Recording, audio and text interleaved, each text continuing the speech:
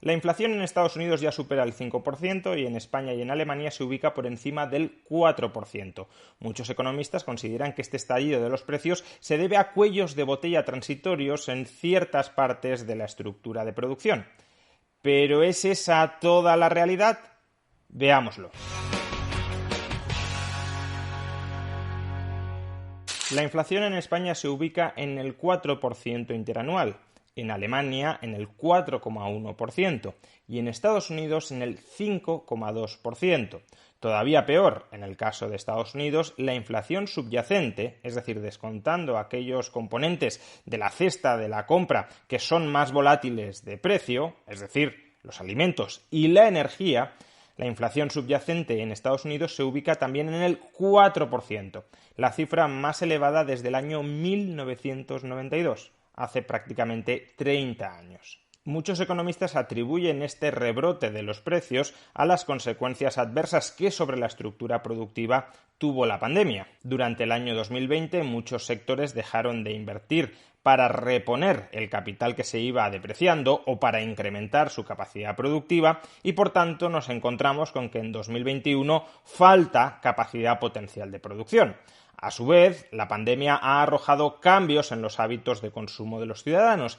y por tanto necesitamos más de algunos sectores y menos de otros sectores. Pero claro, los factores productivos no se pueden trasladar inmediatamente desde los sectores que se están contrayendo a los sectores que se están expandiendo y por tanto los sectores que se están expandiendo no pueden aumentar suficientemente su oferta como para ir de la mano del incremento de la demanda y en consecuencia en esos sectores que se están expandiendo experimentamos repuntes en los precios. La idea por consiguiente es que se han generalizado una serie de cuellos de botella en varios sectores de la economía, en el gas, en el carbón, en el sector del transporte, en el sector de los microchips, en los contenedores, incluso en el personal laboral con una cierta formación, y esos cuellos de botella están estrangulando la capacidad de la economía para aumentar la oferta de bienes y servicios en muchos otros sectores, en aquellos sectores que necesitan de gas, de trabajadores cualificados, de carbón, de contenedores, de camiones, de microchips, es decir, de factores productivos que son esenciales para la producción de muchos bienes y servicios, y justamente porque la oferta de esos factores productivos que experimentan cuellos transitorios de botella no se puede incrementar lo suficiente como para abastecer la demanda empresarial de los mismos, entonces, los empresarios que necesitan de esos factores productivos esenciales para incrementar la oferta a su vez de otros bienes y servicios, por ejemplo, la oferta de automóviles no se puede incrementar porque se necesitan microchips y la oferta de microchips de momento es inelástica, pues todos aquellos empresarios que necesitan de esos factores productivos esenciales cuya oferta no se puede aumentar, tampoco son capaces de aumentar la oferta de sus bienes y servicios lo suficiente como para abastecer la demanda. Más demanda que oferta significa precios crecientes. De modo que, atendiendo a esta narrativa, las tensiones inflacionistas irían desapareciendo con el paso del tiempo conforme los cuellos de botella se vayan solucionando. Si la economía va concentrando cada vez más factores productivos para aumentar la capacidad potencial de producción en sectores como los microchips, como el gas, como el carbón, como los contenedores, como los camiones, va formando a nuevos trabajadores que permitan desarrollar esas actividades esenciales. Con el paso del tiempo, la oferta de estos factores productivos esenciales que hoy estrangula el resto de la economía se incrementará y por tanto los precios se normalizarán. Ahora bien, este diagnóstico que en parte es correcto, en otra parte es incompleto. Porque claro, lo que estamos diciendo es que la oferta de determinados factores productivos esenciales no es capaz de aumentar tanto como lo que ha aumentado el gasto. Y lo que debemos, por tanto, plantearnos es por qué el gasto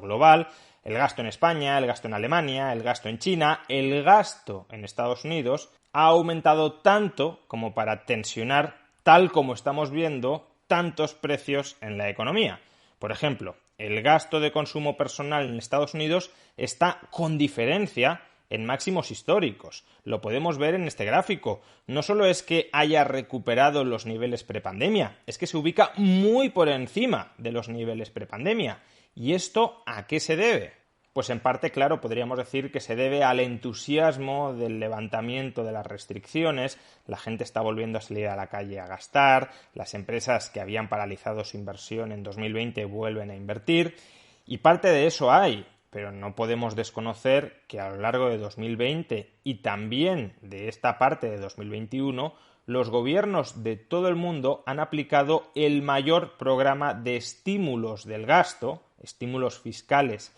y monetarios, el mayor programa de estímulos concertados de toda la historia de la humanidad. Los gobiernos, en 2020 y durante esta parte de 2021, han tratado de estimular artificialmente el gasto privado y público de las economías para acelerar el ritmo de recuperación desde los mínimos de la pandemia. Y claro, si tú aceleras el gasto, puedes acelerar la recuperación. Pero si tienes partes de la economía cuya oferta es relativamente inelástica, acelerando el gasto, no solo acelerarás la recuperación de parte de la economía, sino también los precios de esa otra parte de la economía cuya oferta no se puede aumentar proporcionalmente al incremento del gasto. Esto, por cierto, no debería ser absolutamente ninguna novedad. El propio John Maynard Keynes, el padre intelectual de estos programas masivos de gasto público y de estímulos monetarios, sobre todo más de gasto público que de estímulos monetarios, pero de estos programas masivos de estímulo, en el capítulo 21 de la teoría general, capítulo que lleva por título La teoría de los precios, en ese capítulo 21 Keynes ya nos advierte de que si la demanda aumenta mucho, nos podemos encontrar con cuellos de botella y con tensiones inflacionistas. Atención a lo que escribió Keynes en el año 1936. Conforme la producción va incrementándose, se irán alcanzando una serie de cuellos de botella en aquellos casos en los que la oferta de ciertas mercancías deje de ser elástica y sus precios se incrementen hasta aquel nivel que sea necesario para que la demanda se desvíe hacia otras direcciones. En definitiva, aparte del punto crítico del pleno empleo al que los salarios monetarios tienen que incrementarse sí o sí como reacción a un aumento de la demanda efectiva nominal, un incremento de los salarios que sería plenamente proporcional al encarecimiento de la cesta de bienes que consumen los trabajadores, tenemos toda otra serie de puntos semicríticos en los que los salarios monetarios aumentarán como reacción a un aumento de la demanda efectiva, pero no lo harán de un modo totalmente proporcional al encarecimiento de la cesta de bienes que adquieren los trabajadores. Es decir, que mucho antes del pleno empleo ya nos encontraremos con tensiones inflacionistas si el gasto, si la demanda agregada, aumenta mucho de golpe. Es importante entender que existe un desequilibrio entre la oferta sectorial de determinados factores productivos y la demanda, el gasto global en la economía, porque si no lo entendemos, no adoptaremos las políticas adecuadas para evitar que este desequilibrio se prolongue en el tiempo y que la inflación se convierta en estructural. Por dos razones. Primero, si los cuellos de botella son muy generalizados, afectan a muchos sectores, es evidente que no los podemos resolver todos ellos a la vez. Hay que priorizar qué cuellos de botella hay que resolver antes, cuáles son más importantes, cuáles son más críticos, cuáles son más valiosos. Y para eso necesitamos que el gasto se concentre en determinados sectores a costa de contraerse en otros sectores. Sin embargo, si mantenemos el flujo de estímulos del gasto público y privado sobre el conjunto de la economía, esa borrachera de gasto público y privado va retrasando el momento en el que algunos agentes económicos dicen: yo dejo de demandar determinados bienes, dejo de demandar determinados factores porque me he quedado sin capacidad para demandarlos, porque he tocado ya mi restricción presupuestaria. Pero claro, si vamos desplazando esa restricción presupuestaria, inyectando gasto, ya sea, ya digo, vía gasto público directo o vía crédito laxo en la economía, todo el mundo sigue gastando a manos llenas y por tanto no se raciona nada y por tanto no se economiza nada y por tanto no se prioriza específicamente la producción de nada. Y cuanto más retrasemos esta resolución ordenada de los cuellos de botella dentro de la economía, priorizando antes el aumento de la oferta en aquellos factores productivos que sean más esenciales que otros, durante más tiempo se prolongará esta inflación que se debe a que el gasto agregado supera la capacidad de la economía, supera la capacidad de la oferta para atender ese gasto agregado. Y en segundo lugar, la inflación que estamos viviendo ahora es una inflación que se debe fundamentalmente a que el gasto agregado supera la capacidad de la economía para aumentar la oferta al mismo ritmo que el gasto. Sin embargo, en el futuro podría llegar a venir otro tipo de inflación que es mucho más preocupante porque puede ser todavía más elevada y más persistente en la economía, que es una inflación puramente monetaria. Si las actuales tasas de inflación penetran en las expectativas de los agentes, ya sea porque cada vez más familias, cada vez más empresas consideran que la situación actual se va a prolongar en el tiempo, o ya sea porque cada vez más agentes económicos dejan de confiar en la capacidad de gobiernos, en la capacidad de bancos centrales para estabilizar a largo plazo el valor de las divisas dentro de unas tasas de inflación moderadas, ya sea por lo uno o por lo otro, si la mayoría de agentes económicos empieza a revisar sus expectativas de inflación futura y como consecuencia de esas mayores expectativas de inflación futura reduce su demanda de dinero, es decir, esos agentes económicos están dispuestos a atesorar menos dinero que antes y además cuando venden cualquier cosa, cuando venden sus propiedades o cuando venden su fuerza de trabajo a cambio de un salario, cuando venden cualquier cosa, reclaman una mayor cantidad de unidades monetarias que antes, porque valoran menos ese dinero como depósito de valor, como mecanismo de transferencia de valor a largo plazo, pues entonces, si la demanda de dinero cae, nos podemos encontrar, como digo, con un rebrote inflacionista todavía más intenso que el actual, porque los precios de las mercancías son la interacción del valor de las mercancías y del valor del dinero. Y el valor del dinero depende de la oferta de dinero y de la demanda de dinero. Si la demanda de dinero se desploma, el valor del dinero se desploma y, por tanto, los precios del resto de mercancías expresados en una unidad monetaria cuyo valor se ha desplomado, esos precios se disparan. Y esa inflación de origen monetario, esa inflación que deriva del desequilibrio entre no el gasto agregado de la economía y la capacidad productiva de la economía, sino del desequilibrio entre la oferta de dinero y la demanda de dinero, es mucho más complicada de solucionar,